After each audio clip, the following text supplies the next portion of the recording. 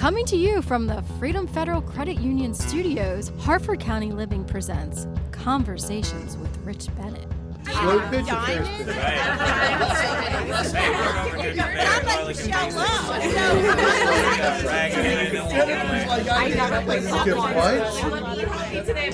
It's probably the least sexy part of the work, and I don't know. It's okay. No. The truth is,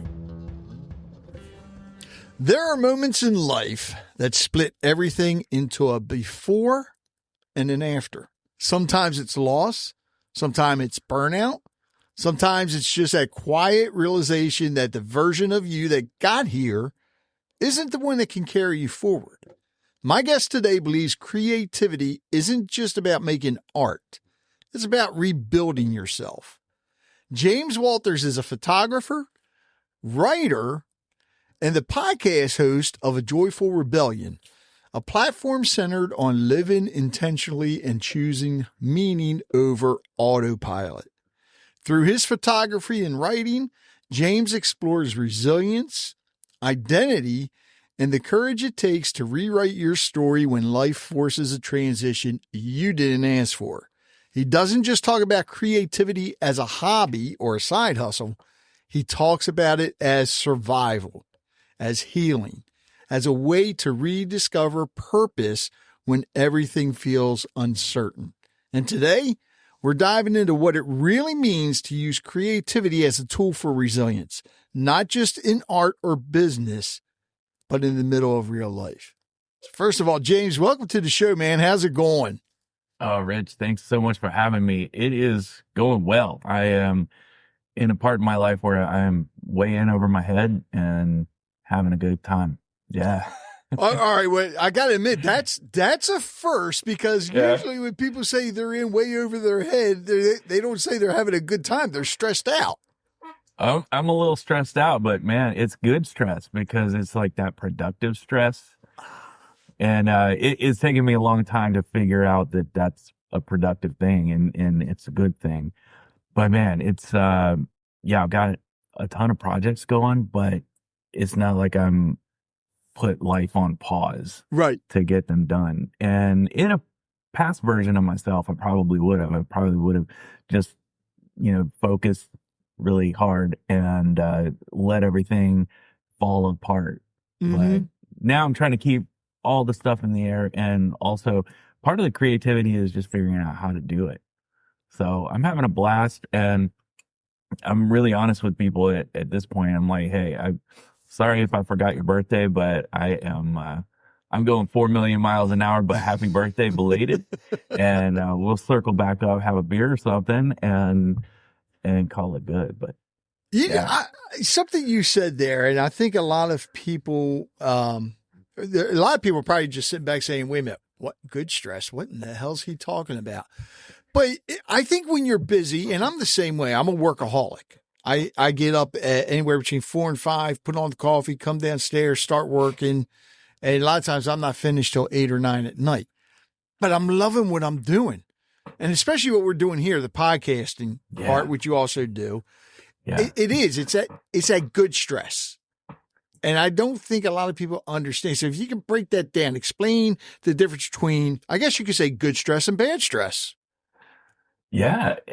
Bad stress is I've come to understand it for me, and I think it's a little different for everyone, is when it is repetitive, but it's not really helping you outgrow who you used to be. Mm-hmm. When it really keeps you who you used to be, that's what I found for me to be that damaging stress, where you're just living the same day. You're living the same year like over and over. Day.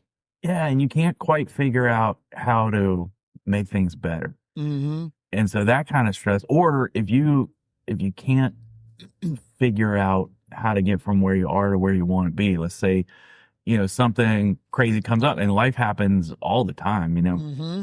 Like just recently, my son, his car just died. I mean, it was a couple of years old, but, a couple of years old to him. But like, that was a lot of stress. Like, what are we going to do? How are we going to get him around? He goes to college out of town. So that was stressful, but I was like, you know what? And also I'll just pause here and say, there's something about being a certain age. Like when you hit over, I don't know if you had this, when you hit over 50 and you're like, dude, nothing's killed me yet. And I figured everything out so far. And eventually something's going to get me. But up to this point, I figured it all out. So whatever comes my way, I'm going to figure it out. And that's kind of a reassuring thing. And it maybe I haven't gotten more reckless because of it, but I have gotten more confident because of that. So that's stress. But when it comes to good stress, it's like that stress of like, oh man, I've got a podcast episode I need to get out, and there are people depending on me to do this. And as you know, Rich, we make billions of dollars a year on this podcast thing, right? We are just throwing money everywhere, right? No, anyone listening, like that's not the case. We do it because it's a passion project. Yeah. And a lot of us, like some people maybe know, but for me, I've got people that I want to talk to. I've got people whose stories I want to tell. And when you have that purpose, when you have that reason, and when I was in my 30s and even in my 40s, I heard people talking about purpose, and I was like, oh, cool. That's like that poster you would see on The Office, where it's like teamwork. And I was like, okay, purpose. But there is a point where you start working at something, and it's not easy, but it's worth it to keep going. And that's that good stress I'm talking about. That's that motivating, productive stress. And it doesn't make you sick. Yeah, that's another good point. Yeah. Yeah, because that's one of the things. Granted, I was in the Marine Corps, and I did sales. I was under stress a lot, but I think there's a lot of times where it would just make you sick, and you would have the panic attacks. And now, to me, you're right. I think the most stressful thing I worry about right now is getting the podcast episode done in time. Yeah. And it's people that are listening may not understand it. And a lot of other podcasters may not understand it. Some of us make money from it. Not everybody does. And I've said this time and time again, the biggest reward is when a listener contacts you and thanks you for an episode that they heard. And that's when you know you are making a difference. And we live for that stuff. Yeah, that's huge. Yeah. It makes a huge difference. And oh my God, podcasting, and that could be a whole new conversation. We'll have to get back into that in a little bit. But I want to hit on something else too. Because, you talk about creativity, not just as an art, but a survival. So I want to talk about that story. When did creativity shift from something you enjoyed to something you needed? Yeah, man, I'd say that was probably about close to 12, 15 years ago now, because I was at that part, and everyone gets to this part in your life where the people you grew up around, the people you maybe grew up with, they start dying off. And so we're talking parents, we're talking grandparents. And I had some siblings who had some pretty unhealthy habits, and they ended up dying off as well. So that was at that period in my life where it just seemed like one thing after another. And the way I dealt with it is I kind of went into what I call now robot mode. I was just, okay, let's get it done. We don't have to think about the repercussions later. I don't have to think about myself. It was taking that stress, and it was just forging ahead and ignoring the stress. Right. And some of the ways I dealt with that, I dealt with it responsibly. As far as the external stuff, I got the funerals done. I got the people, settled, the estate settled. I got all of that stuff done. And then after that, I found in the aftermath, I'd ignored most of my, immediate family, my spouse, my kids, that kind of stuff, just to be able to make it through those couple of years. Oh, and those are also the years the economy was crashing down, and I had my own business, and we were dealing with all of that stuff too. So, yeah, it was double, triple hit, all these things. So at the end of all of that, I look around and there's not much around. Like my marriage was estranged. I wasn't showing up right for all that. So when it's kind of like that saying, if you ignore your health, it'll go away. Same thing with the relationships. If you ignore it, they'll go away too. Yeah. So I was at that point, and I also, with my spouse, we owned the business together. We were like a husband and wife team. So I lost a relationship. And I also lost that identity in my business. So when I talk about identity, I had a lot of stuff wrapped up in, oh yeah, we are this, we do this. When that wasn't the case anymore, I had to look around like, who the hell am I now? Yeah. Because I've been this thing for a couple of decades, and that's what we've been riding. I thought we were going to be a couple of decades on. So now a lot of my support system is gone, family wise. A lot of the things that I knew to be true were also gone. And I had to figure out I wasn't necessarily restarting, still had the business, was still running the business, but now I had to figure out, okay, how am I going to show up in the world now? You almost have to like a rebranding. It was totally reinvention. Yeah. And I've always been in a creative business. I've been a photographer for 30 some years. And the thing I had to really start focusing on was myself. How do I take the creativity that I've used for other people to tell their story? How do I rebuild myself and tell myself my own story, or even create my own story now that everything I thought was true is falling apart? Wow. Yeah. So that's when I started writing. That's when I started doing a lot more. I'd never really done photography for myself, because I was always doing it for other people. It's what I got paid to do. So whereas some people I talk to, they're like, oh, I love photography. It's a self-expression thing. I was like, no, since I was out of high school, I went to college for it. I learned how to do this for a job. It was not a therapeutic thing. It was going to work. What kind of photography were you doing? At that time, I spent the first 10 years of my career doing commercial, like advertising. I was shooting anything from, one day I might be shooting hardware for a hardware store. The next day I might be shooting, bras for a catalog that, was selling that kind of stuff. The next day I might be shooting race car drivers. And it was one of those deals where I worked in a huge studio, and whatever came in the door, we were photographing. And I got bored with that after about 10 years. I can understand why. Yeah. So after about 10 years, I was like, I need another challenge. And so I went into the world of photographing weddings, which I never thought I would do. But it's a much less predictable subject. And people can show up in whatever state. People are in all sorts of emotional states, but we still have to get the picture. And that gave me that adrenaline rush that I needed for the next, 10 years of doing that. And that's what I was doing in the middle of this period. I was showing up at the wherever, people seeing their vows. My life's kind of in disarray and shambles relationally, but I'm going to see these people, like forging into it and keeping it all together that way. So that's what I was doing. And I had to really shift focus from all the external storytelling and get into, okay, what's my story going to be now?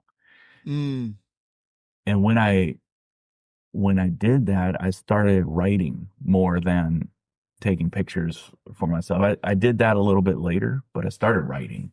Now, when you say writing, you mean journaling or like writing a book?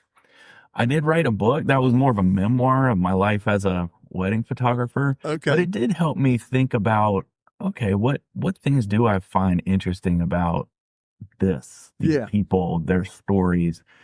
And also that came out of every time I met someone new and they found out I was a wedding photographer, they would say, oh my gosh, you must see some crazy stuff.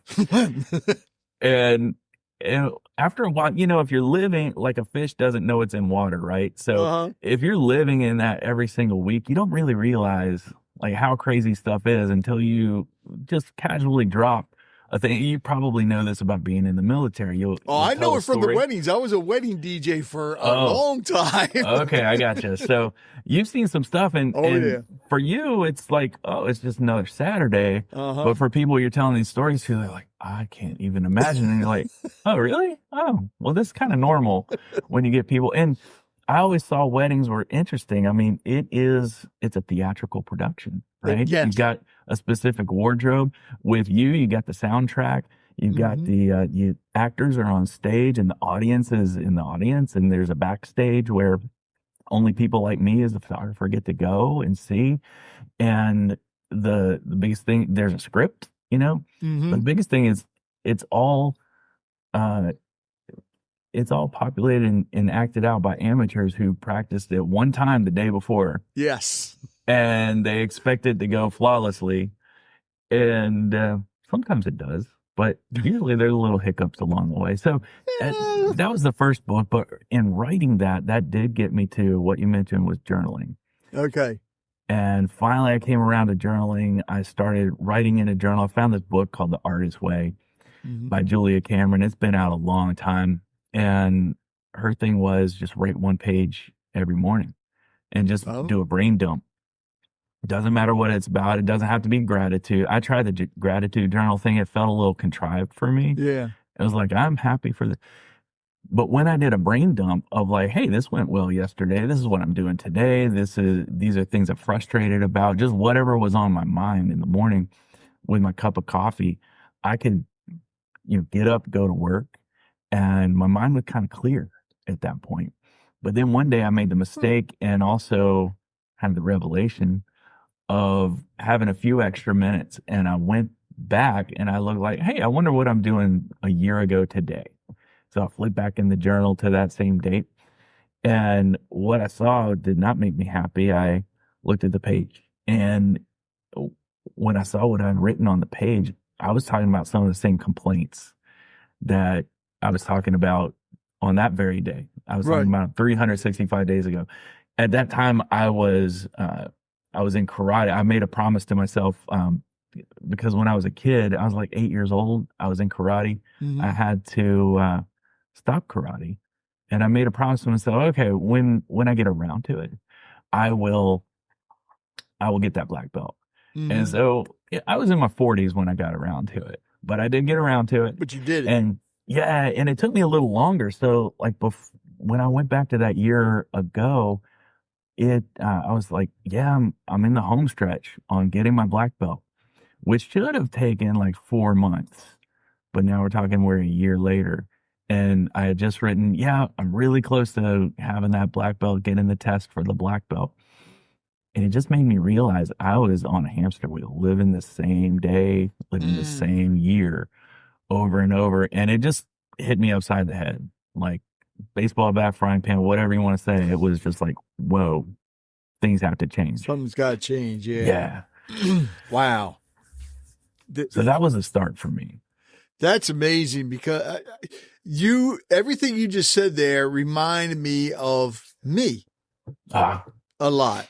With the weddings, karate I took as a kid, I got kicked out.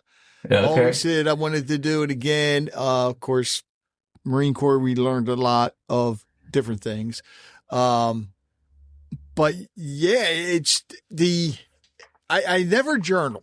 I have 2 journals sitting next to my bed. I've never written anything down. And the reason I got the journals was, I don't know if you ever read The Secret by Rhonda Byrne. I did, yeah. Okay. That changed my life. I mean, my outlook on things are completely different. And I was always having a hard time sleeping because all these negative thoughts were going through my head. And so I read that. Everything started getting better, started the podcast, started my Good News website, all that. Now the problem was I would wake up in the middle of the night with these good ideas. That's where I live. Yep. Yeah. And, then I go back to sleep. And by the time I wake up again to come downstairs, I forgot what the idea was. So I got the 2 journals. And guess how much I have written in those journals? Not one damn thing, because now when I had the idea, I just come right downstairs and do it. Oh, get on I it. need to start Okay. writing it down. I need to start writing, because I mean, I want to, there's so much I want to do. I would love to write a book, Yeah. and I started it and then put it on hiatus. But just so many different things. But I'm having the time of my life now. I'm not working for anybody. I'm working for myself. Let me rephrase that. I guess you could say my wife's the boss. Yeah. That never changes. But I'm just having a blast. Loving it. And I'm working. I'll never forget, when I was in the car business, I was working 60 to 80 hours a week. I'm working 7 days a week now, but I'm loving it. Yeah. And it makes a big difference. My father always told me that when you're not having fun at your job, it's time to find a new job. You need to have fun. You need to love it. And oh my God, what a blast. Now, you wrote another book, or you're in the process of writing another book?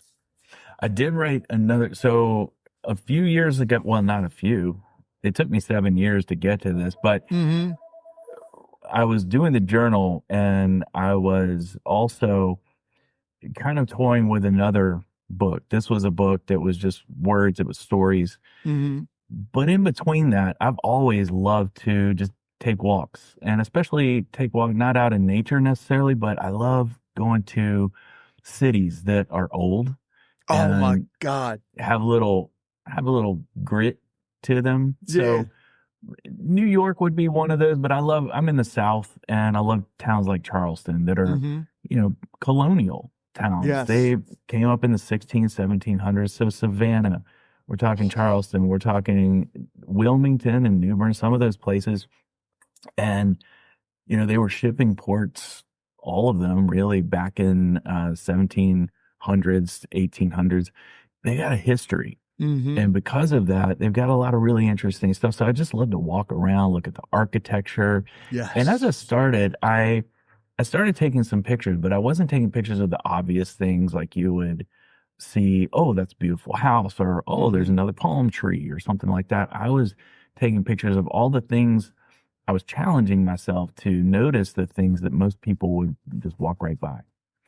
And that got me interested, because you've got to really look at a place to get, and it's kind of like a person, every one of us has flaws. Every one of us has things that we probably don't want to show the world, but someone who truly understands us, someone who truly accepts us, is going to look at those and find something beautiful or good about it. Right.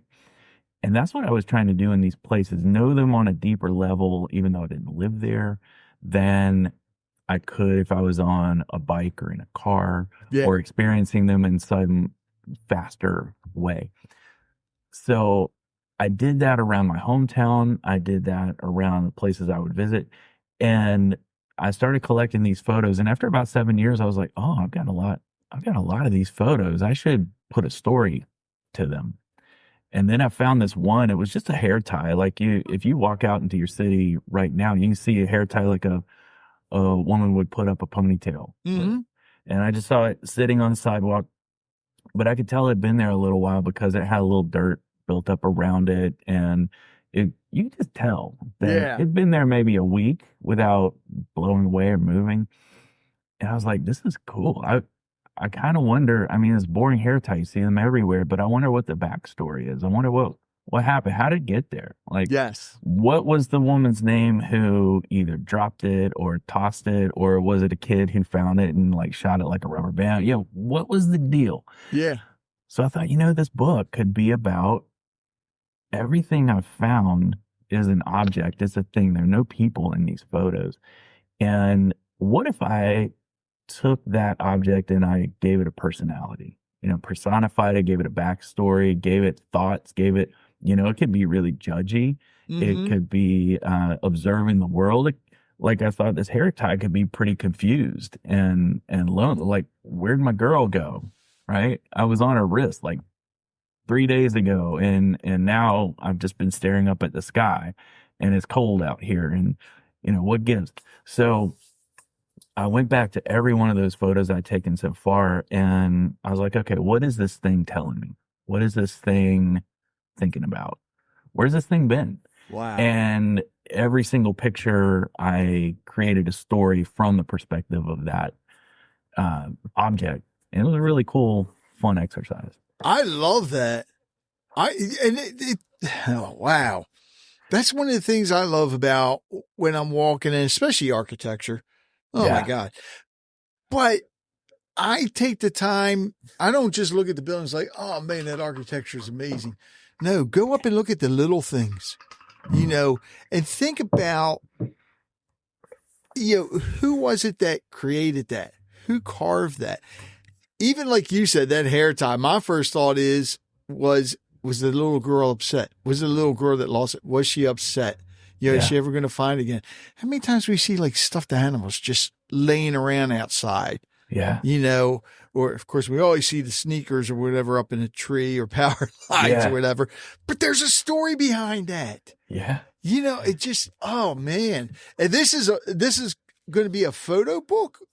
It's a photo book, and it came out last year. It's called Meditations of the Mundane. And okay. It's the whole purpose behind it is to just explore, because I spent the first 10 years of my photo career in commercial photography, and a lot of what we did in those times, we objectified people, and not in a way that was trying to disparage the person, but sometimes when we were photographing blue jeans, for example, the client wanted someone wearing them so people could see, oh, how's this fit? What kind of person would be wearing these jeans? Is it a cowboy, or are we going out on the town in the city?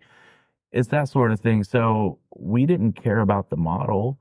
We just needed them to fill up the jeans and show them off.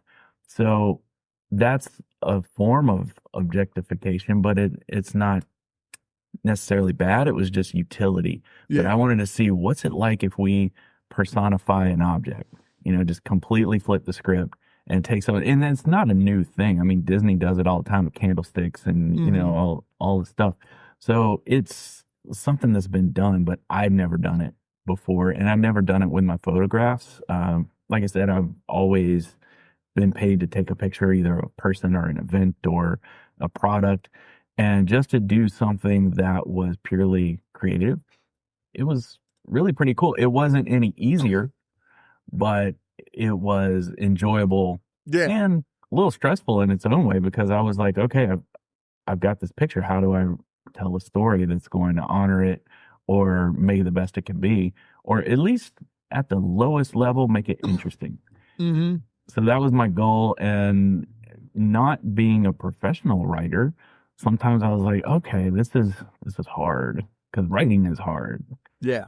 And that's why so many people are like, I want to write a book, and then they start writing it, and then they read a little back and they're like, oh, this doesn't really capture like what's up here. Mm-hmm. And I have that experience all the time. So I just kept pushing forward, and eventually I got something I was proud of. And so now I got to get back to writing.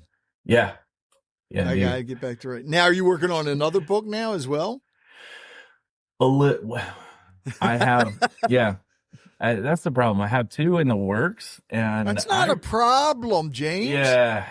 Well, the problem is it's that good stress. Yeah, that's where I am. I'm right in the middle of these. I've got a manuscript that I've been working on for about a year. Mm-hmm. It's about 6 months away from being finished, but in the meantime, I've been asked to jump in and start working on some documentary film projects. Oh, wow. That's where I'm really over my head, because I was actually asked to teach a class on documentary filmmaking to some photojournalism students. And we're in the middle of the class right now. I did a whole day of filming yesterday from 4:30 in the morning. I think I got home at 8 last night. And it's technically, it's been challenging. Creatively, it's really going to be challenging, because I've got like 13 voices. I'm trying to figure out how to bring them into a story, because just you've probably seen a news story and it's like talking head, and it gets boring and it's like, oh, I'm asleep. So now I have to figure out how to weave this subject matter together so that it's interesting. And that's the creative challenge, but that's what I'm like, okay, I don't know how I'm going to do it, but I figured everything else out so far. And here we go, like game on. And, yeah, so I've got this. Once that settles down, that'll settle down in a month or two. Then I can get back to, real life fulfilling client orders, stuff like that. But then also get back to working on this book. Have you ever done a documentary before? I have. So that's the thing. I've never done it in this capacity so right now they have me as director. Wow. I've always, as the person with a camera for the last 30 years, I've filmed documentary work, but all I had to do was show up, point my camera at the thing, get all the technical stuff right. I wasn't responsible for the whole story. And so someone was telling me, hey, we need an angle of this. We want an angle of that. So before it was kind of like just nothing for me because I'm so used to holding a camera and telling the story through lighting, telling the story through composition. But after the shot's done, I don't have to worry about, okay, how does this get pieced together? How does this quilt get made? That's what I have to worry about now. So that's where I'm like, oh, I hope I've got this. Wow. Yeah. So fun times. It's fun times. Wow. That's a big switch from photography to doing a documentary. Yeah. I mean, I've been building the skills over, and also I guess I will say it's not like I'm coming to it completely, new or fresh because when you're part of a crew, I guess, in the past, I've only served that one thing as the person holding the camera, but I did have to work with the director. I had to kind of understand how that process of them communicating their vision. So I've been around it enough to say, okay, this is probably how I need to approach this thing, but I want to approach it in my own way. And then, of course, just like we do with life, we see the results and then we iterate. And that's all creativity is. It's solving problems. And then you see the result and then you iterate. And every time you do it, you grow as a person. Whatever you're doing, hopefully will get a little bit better. And hopefully you're improving either lives or situations for people around you and solving those problems. So that's why I say creativity is not really an option. It's not a luxury. It's necessity for just having a better life for you and for the people around you. You're listening to Conversations with Rich Bennett. We'll be right back. I want to take a moment to tell you about someone I truly trust with financial planning. Paul Applegate from Edward Jones.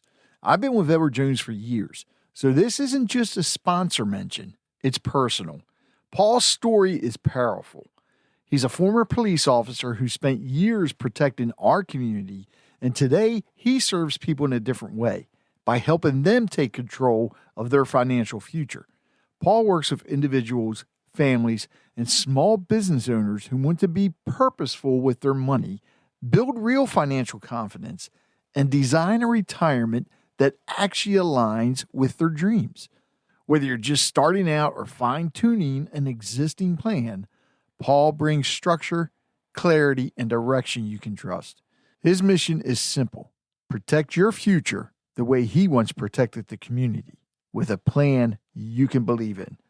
Paul offers no cost, no obligation retirement checkups and consultations. Reach out to Paul Applegate with Edward Jones and take the first step toward confidence in your financial future. Give him a call today at 410-297-7267. Again, that's 410-297-7267. I'm glad you said that. Have you ever seen, besides yourself, creativity change someone in a way that really surprised you? I've seen I think it's all it's funny. It's all the things that come around and are the result of creativity, like Mhm. confidence. It was so funny, totally off topic, but kind of not really. I have this friend who started taking that shot, that shot that helps people lose weight. Oh, And it's yeah. kind of Yeah. controversial right now. And she said basically she was explaining the process and she said, oh, yeah, it just makes your appetite less. So you eat less, so you lose weight. And I was like, okay, cool, I guess. I was trying to understand it. And she said, but it's got all these great side effects, like it lowers your blood pressure and your cholesterol and all these other things. And I'm like, those are all side effects of just losing weight. That's Yeah. not side effects of taking this medicine. And she was like, yeah, but I need to take the medicine to lose the weight. And I was like, Not really. do you? Yeah. Creativity is the same way. Like you don't have to do it in any certain form, Hmm. but the side effects of when you do it, whether it is art, whether it is, I got to a point where I was not feeling creative in my art anymore, like in my actual taking pictures. And I put my energy into getting creative about my business. Like, how do I respond to client emails? How do I put marketing and communication out there? So I kind of focused into that because I was at a point where like, oh, I don't want to try to reinvent this whole taking pictures thing Mhm. again. So I found a different way to get creative and it completely it expanded a lot of things that I was doing at the time and created that confidence in my business that I never had. Do you meditate? I try. Gosh, I try. Like 5 minutes every morning. Right after I do the journal, I got Yeah. about that time the coffee's cool enough to take a sip. And then I set the timer for 5 minutes and I try my best to just focus my mind, not focus on anything, but focus Yeah. on my breathing maybe. Yeah. And I find all the things that I'm excited about doing that day will start to come up, or problems that I was trying to solve 2 weeks ago will Uh-huh. come up. And from what I hear, that is meditating It because is. I always try to refocus. Like, okay, we'll put that on the back burner for now. We'll kind of focus back on what is going on now. And there's nothing going on right now. So let's focus on that. And yeah, I try that every morning and I fail. And from what I hear, that is what I'm supposed to be doing. I don't think you're failing, James, Okay. because you're able to, like what you just mentioned, taking your creativity and looking at it a different way, the marketing and all that. You're not failing. A lot of people can't do that. Mm. And I think just that breathing helps a lot with everything else you're doing. We talked about the good stress. Yeah. You're not failing at all. Not at all. Matter of fact, did you ever think about becoming like a business coach or a life coach? I thought, well, see, that's where imposter syndrome creeps in and is like, what do I know? Right. And that's, but I hear what you're saying. You are your own best client. Yeah. Oh, that's true. And have you've heard about when people say, write the book that you most need to read? Mm-hmm. That's kind of the book I'm writing right now. Okay. And it is all those life lessons that every one of us in our individual way, we get to learn the hard way. And you can't go back and relearn it a more gentle and elegant way. Mhm. You needed whatever it was that came at you, that life threw at you. And just getting comfortable with that is tough in itself, but then to write about it and hopefully help other people, that is kind of a fun process once you pass the hard parts. So, photography, writing, working on a documentary. Everything that you've done, what made you decide to start A Joyful Rebellion, the podcast? Yeah, that came back in 22. Okay. When 2022, I needed something to do because I was so focused. Like you mentioned, I'm a workaholic. You're a workaholic. We love our work. And when I would meet new people, they would say, "So what do you do for fun?" And I would just stare at them like, "What are you talking about?" Like, I work. I work. It's fun. Yeah. And they would be like, "No, like when you're not working." And again, I would just look at them and shake my head like, when is that? So I realized I had a little life balance stuff. I did go to, I was going to a therapist at the time, and I was working with a business coach. And they said, yeah, you need a little something to round you out because just creatively, the well runs dry if you're just working and if you're just pouring out of yourself. Eventually, that's going to dry up. So I thought about, okay, what would I want to do? And my whole entire career, I've been taking pictures. I've been basically dipping into other people's lives for a few minutes, sometimes a day. And I was telling their story. And I thought, you know what? There's a cool thing I could do. I just need a reason to do it. I don't need to get paid to do it. But I think it would be fun to talk to people who've been through some stuff, like been through some crazy times, and talk about how they got through it and they got to the other side. And quite often those people get inspired to help others who may be going through that situation.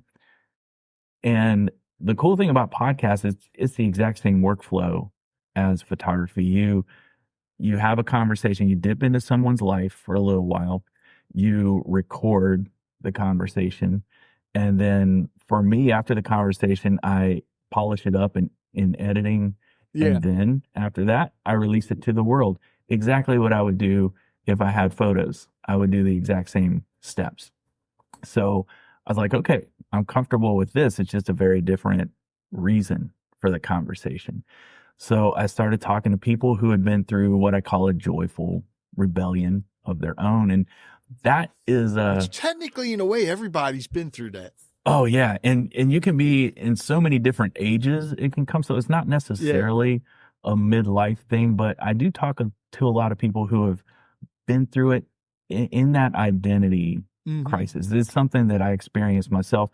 And I got to thinking, like, we were all fed a lot of stuff as kids. Like our dentist was like, brush your teeth every day and you're an apple a day keeps the doctor. Well, okay, cool. But then you've got your school saying, make straight A's and you can be this or you can be that. And then you got your family saying, oh, you should go to 4-year college because that's going to set you up for success. And then along the way, if you're a member of a church, if you're a member of a sports team, wherever you did end up going to school, you're kind of in that little culture. And that culture, each of them individually has this idea of what success looks like. And they'll tell you what that should look like. And then so many people, and I'm one of those in a way, you follow all the rules, you check off all the boxes, and then you get to the part of your life where you got all those things they said you'd have, like the family, the 2.5 kids, and you got the career, and you got a 401k or whatever. And then you look around, and you're like, okay, this is everything everyone said would make me successful. And the silent part was they said if I was successful, I'd also be happy. But I am looking around and I'm not seeing the happy show up. And then they have to figure out, what do I do next? And that's where the search for joy leads to the rebellion, because sometimes you have to rebel against what your family taught you, what your preacher taught you, way back, what society has been telling you for your entire life. I've talked with people who they kind of came to this joyful rebellion in their 80s. Wow. And they're like, whoa, yeah, society had me in this box for my entire life, but now they are able to blossom because they just threw all of that away, and now they're themselves, and now they're having some of the best years in terms of feeling the joy. Wow. Now you started, you said 2022. Yeah. So what do? Drop an episode once a week? I try. You try. Yeah, I like that. I try. So last year when I didn't have all this stuff, I wasn't in over my head. I was just kind of treading water Right. last year with work stuff. And I was dropping an episode every week, very consistent. Okay. There were some times I was like, I had 4 or 5 episodes waiting to be scheduled Mm-hmm. that were ready to go. This year, like I hit a brick wall. And it's all for good reason. I had a couple of brand new clients come on for the photo stuff. They had specific deadlines that my podcast wasn't prepared for. Right. And now I'm doing this documentary stuff. So I've recorded several episodes. I just haven't edited them. So out of, I don't know what, we're in first part of the year. I think I've launched about 4 episodes for this year, but we are more than 4 weeks into the year. So, but you know what? That's the one great thing about having your own podcast. Yeah. You can take a break. It's allowed. Yeah. That's why a lot of people even do seasons. Yeah. You And know? no one's come at me upset yet. No one's been like, hey, I haven't heard you in a week or 2. Well, I mean, look at a lot of your TV shows out there. Mm-hmm. You know, people will sit there and binge them. Oh, yeah. And then they'll wait and wait. Like me, what's the one I've been watching? Reacher. I cannot wait for the new season to come out, but you look forward to it. Yeah. You know, and then once it comes out, what do? You binge, and then you're like, damn, I should have spread it out. Yeah. You got that little, like a pizza coma where you ate the whole thing and you're like, oh, I'll never do that again. And then, of course, you do. Yeah. So when you started your podcast, because I love talking to other podcasters about this because, as you know, a lot of people get into podcasts because they think it's easy. It's not. You are, last I checked, I think you're at 93 episodes, which is very good. A lot of people don't even make it past 25, you know? Yeah. But what was the biggest struggle for you when you started? When I started, it was getting over my own perfectionism because it was, I knew how to record. I knew the gear. I've always been in a career that's very gear focused. So that part was set. Didn't have to worry about that much. But when it came to the editing, and so if I had a guest who, after everything they said the word right, so that like trying to get agreement, I would go in and I'd take out, 70% of those just so someone on the other side listening wasn't like, oh my gosh, I feel like I'm in a corporate meeting or something. I wanted to feel story. I wanted to invite the listener in, and I was putting the same level of detail that I would put into a photo shoot or editing a photo into the podcast episodes in the editing part. Okay. And man, talk about slowing down your life. Yeah, it does. Yeah, it's crazy. And there's software out there, and I use the same one that you do it will automatically take out ums and ahs and all the things. And then I found out after clicking that button, like, oh, we all sound weird because we don't sound human anymore. Right. So there was that balance, and I had to struggle with my own perfectionism to say, okay, this is good. This is good enough. If we veer way off track and we just go down a rabbit hole that the listener is going to be like, what just happened? Yeah, I'll take that out now, because that does happen and that's normal, but I'll take that out. But I'm not getting so picky with the final result like I used to be. But that was the hardest thing to overcome, was just, okay, James, this is not going to win a Pulitzer. It's not going to win an Emmy or a Grammy or whatever podcast. Oh, what do podcasts win? There are some different awards. There's an Ambi. I know. But now, I mean, I think they're part of the Golden Globes or whatever, which is a joke. Fancy. Okay. It's most of your awards things you have to pay to be nominated anyways. Yeah. So it's like very much. Yeah, I look at the charts. Matter of fact, it was, I think somebody had asked Joe Rogan, if he was going to be a part of, I think it was the Golden Globes for his podcast. He said, why? He said, I ain't going to pay $500 to be nominated or something like this. I can't remember exactly what he said. He said, but you look at the charts. Mm-hmm. I'm already number one. Why do I don't need an award for it. Yeah. I got the listeners. Who cares? It's like, oh, okay. I mean, the awards are nice, just like with authors. You know, the awards do help. It helps sell them. But when you're somebody like Rogan, do you need it? No, absolutely not. And the thing is, I was doing the same thing when I first started taking out the uhs, the ums, and all that. And I found that, and I was the one that was doing it most of the time. Yeah. But I found out that with my guest, and we talked about this in the green room, it took away from the conversation. And the whole idea with a podcast, it's changed throughout the years. When podcasting first started, people were doing it on their phone. They were recording on their phone. You do a podcast like that today, people aren't going to listen because they want the clarity. They want the sound. They're not worried about the uhs, the ums, and all that. At least I don't believe they are. I'll listen to podcasts, and you can tell a lot of times if it's chopped. When I say chopped, like too much editing. Yeah. I'll turn it off. I've been guilty of that. Yeah. I turn it off. It's like, okay, now, and I was like that too.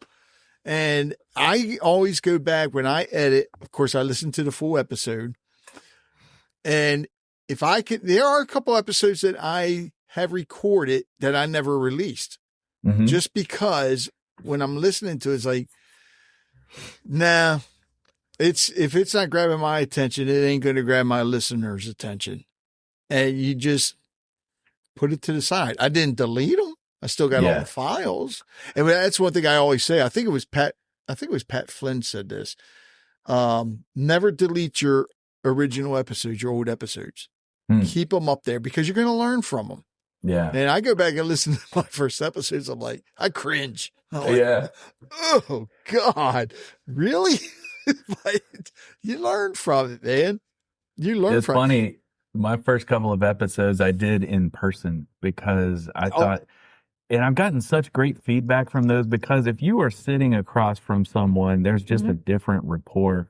But technically, I was having mic bleed, like their mic was bleeding in, like what they were saying was bleeding into my microphone, and there was just a little bit of technical strangeness, but the actual rapport that was going on, and that's when I wasn't even doing video yet. Like back in 22 and 23, it was just an audio podcast, and I had to work my way into video before I was comfortable with it. But yeah, doing those, but I realized quickly that doing in-person interviews just wasn't possible to put out an episode every week because not only were my options drying up locally, you know, of really cool and interesting people, but just figuring out times to physically meet somewhere is a lot different than, hey, let's pop on a call. Right. So the amount of conversations I was having when I went remote was so much more and so much more interesting subject matter. But the rapport suffered a little, but I was willing to take that hit. Yeah, sometimes you have to. I mean, I'll still do the in-person ones. Yeah. Locally. But now granted, we have a place where we record. But thank God for, I mean, editing, the software out there has gotten so much better. Like I don't know what platform you're on. I'm on Buzzsprout and they have like the magic mastering and you can, it can take out that bleed. Oh. Yeah. Okay. There's a lot of different things. And for editing, I use Hindenburg Pro, Journalist Pro. And there's so many things that does. But yeah, the in-person ones are fun. What I did find that is scary. And Alex from Podmatch recommended this for my 750th episode. He recommended that I do it in front of a live audience, not broadcast live. Okay. But a live recording. Yeah. That can be scary. Yeah. Because when we did the 750th episode, it was a good turnout. But then there was other guests that I had on, and the turnout wasn't that good. Mm. And depending on where you're doing it, there may be things that come up where all of a sudden you got to cancel that recording because the place isn't open. Yeah. And that has happened. But now I'll still do the in-person ones. I love doing the virtual ones because I was the same way. I was just talking to all local people. And then a friend of mine suggested that I, go outside of the county and start talking to people throughout the world. And it was a godsend. Yeah. It was a godsend. Makes a big difference. And with yours, correct me if I'm wrong, but you do a combination of, you have a guest on and you do solo ones as well, don't you? I've tried to do a few solo. My goal was to do one a month, and I haven't been. I don't know why, but it seems harder for me to sit down and record one by myself than it does to sit down with a guest and have a conversation. I don't know what that is, if it's just some sort of procrastination resistance or what it is, but I have started a list of all the topics I would love to talk about. But I've done a few. I did one about journaling. It was called Nothing Changes If Nothing Changes. And it was fun because I do get a lot of feedback from those, like, oh, I've been wanting to try that, or I've never tried it the way you explained it. I might try that. But just as you mentioned, when we get feedback from a listener, that's so cool because it's like, oh, you tried. And I just got last week, I had someone, she texted me and she was like, hey, I finally got that book done. And I was like, no way. And she was one of those people, and I talk about this type of person on the podcast a lot. The person who they found out I wrote a book and they were like, I would love to do that. And then maybe a couple of years later, they come back and they're like, I did it. I actually did it. And I was like, that is so cool. And it's not like I'm the reason they did it, but any encouragement, your podcast or your story or anything you do, any guest that you bring, it feels so good to know that even if it's not directly from you, you had a little something to do with giving them either inspiration or confidence or whatever it took to get them to this goal that they had in mind that would bring them joy. And for anyone who's thinking about writing a book, like, it's rarely fun. And then when you're not going to be a millionaire from doing it. No, that's not true either. You are definitely going to put a little more of yourself into it than you get out in most cases, unless you're doing it for a job. But when you hold it in your hands, I've talked to so many authors who are new authors, and I'm like, what did it feel like when you held that final print thing in your hands? Some were like, oh, it's such a relief.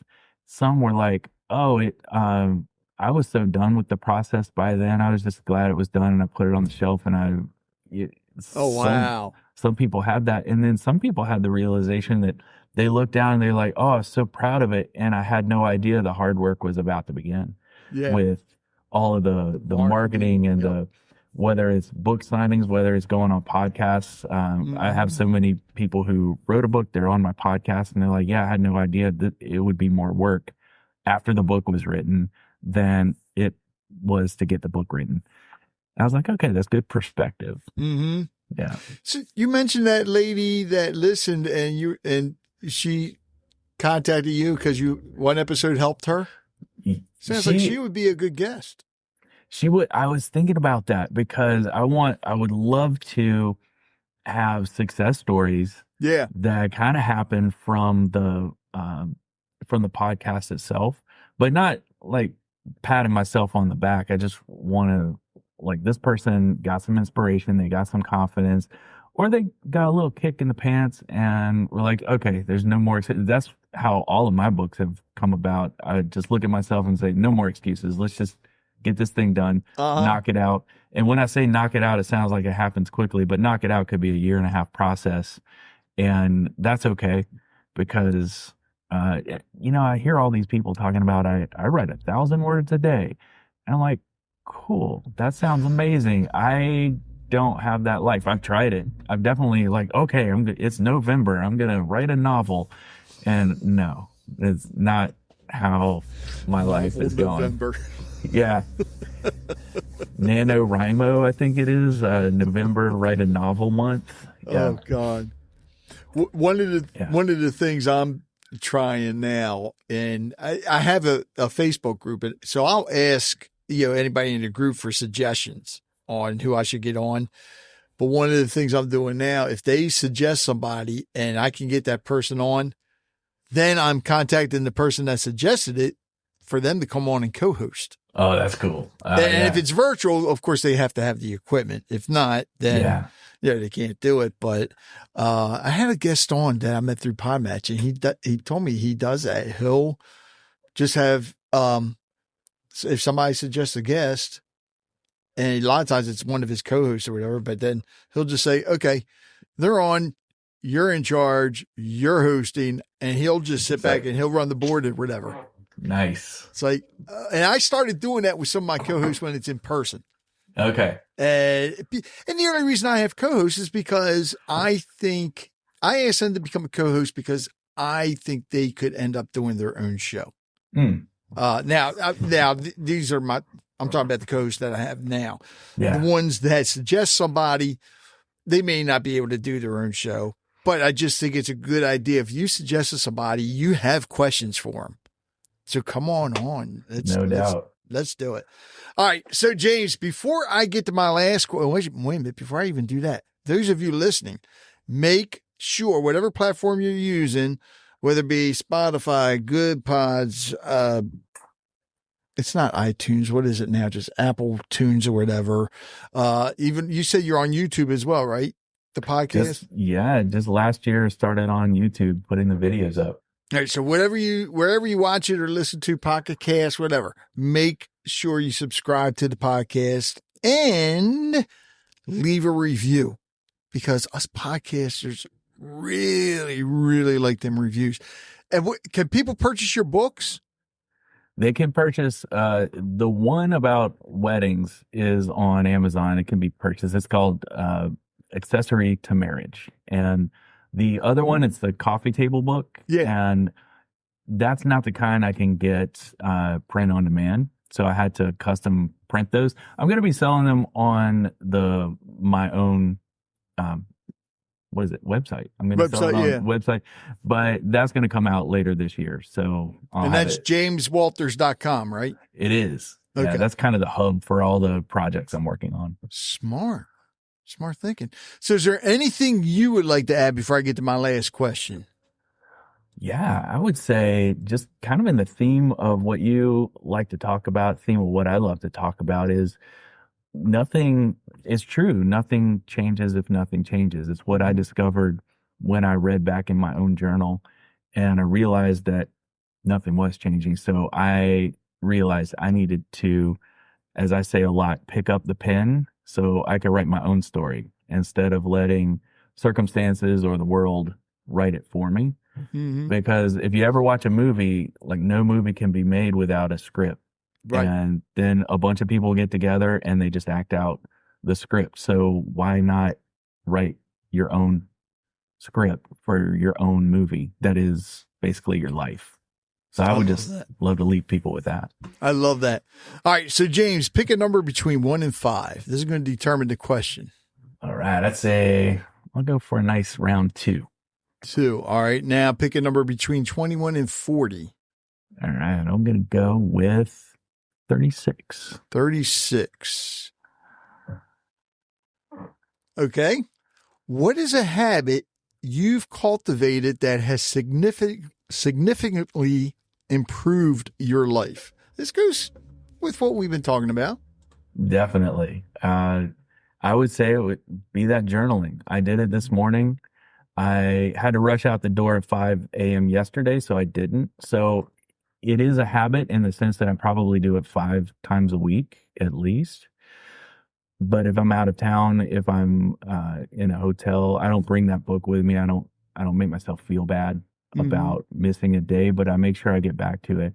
It took years to develop that habit, and I also call it a practice, because you hear people talking about things you practice, like people practice yoga, people practice karate, people, you don't necessarily, it's not a habit, and it's something you never master because you're always working on it and you're always working at it. But that's definitely a habit that I've tried to build into my life. I've tried to make space for it every morning when I am home. First thing I do is make coffee. Second thing I do is while the coffee's cooling in the cup, I sit down and I just write that one page. And I've always suggested to people, if journaling is something you're interested in doing, but a page feels overwhelming, just get a smaller journal and make a smaller page and knock it out and go for it. Oh, I like that idea. Yeah, Maybe just that's not. my- maybe I that's mean, a my page problem. can have 100 lines, or a page can have like 4 lines. It's up to you what a page is, right? My page is going to have 1 line because I'm going to be using that big fat pencil like we used to use in kindergarten. That's right. And just make it like what the Twitter post used to be, 144 characters and Yeah. done. Yeah, that's perfect. Well, James, I want to thank you so much, man. The door's open anytime you want to come back. You know, the Rich, door's this was open. amazing. This is a great conversation, and I'm really excited for what your podcast does for people, being able to overhear conversations like this from people that you don't know, and in some cases might seem random sometimes. And that's the thing I know about mine is I've had listeners who say, oh yeah, I listened to this thing. I didn't think it would apply to me at all, but man, I heard this one thing that totally applies to my spouse or to someone they know at work. And I had a conversation about it, and they listened to it too, and they were like blown away. So, I mean, this goes down the line really far, and I'm excited about what you do. So thanks for doing it. Oh, thank you. Thank you for listening to Conversations with Rich Bennett. I hope you enjoyed today's episode and learned something from it as I did. If you'd like to hear more conversations like this, be sure to subscribe to the podcast so you never miss an episode. And if you have a moment, I'd love it if you could leave a review. It helps us reach more listeners and share more incredible stories. Don't forget to connect with us on social media or visit our website at conversationswithrichbennett.com for updates, giveaways, and more.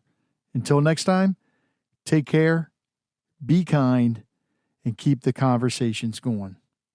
You know, it takes a lot to put a podcast together, and my sponsors help out a lot, but I also have some supporters that actually help me when it comes to the editing software, the hosting, and so forth. There's a lot that goes into putting this together. So I want to thank them. And if you can, please visit their websites, visit their businesses, support them however you can. So please visit the following. Full Circle Boards. Nobody does charcuterie like Full Circle Boards. Visit them at fullcircleboards.com. Sincerely Sawyer Photography. Live in the moment. They'll capture it. Visit them at sincerelysawyer.com. The Joppatown Lions Club, serving the community since 1965. Visit them at joppatownlionsclub.org. And don't forget the E at the end of Joppatown, because they're extraordinary.